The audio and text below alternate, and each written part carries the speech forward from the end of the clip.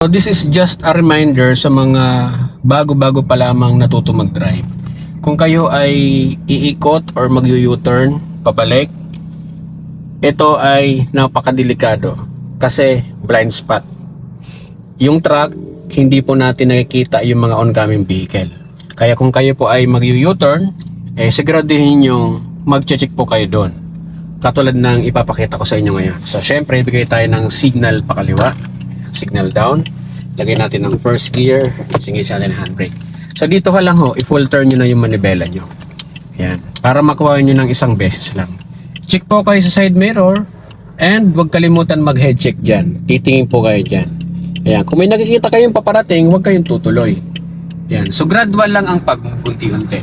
Yan. So habang nag-move po kayo unti-unti, nakatingin po kayo dyan. At dito sa kabila. Ayan. So dito sa part na to, nakikita nyo na kung mayroon or wala. Ayan. Hanggang sa makabalik po kayo. Ayan. To be safe lang, kailangan po alerto po kayo sa mga blind spot para hindi po tayo na-accident. That's it.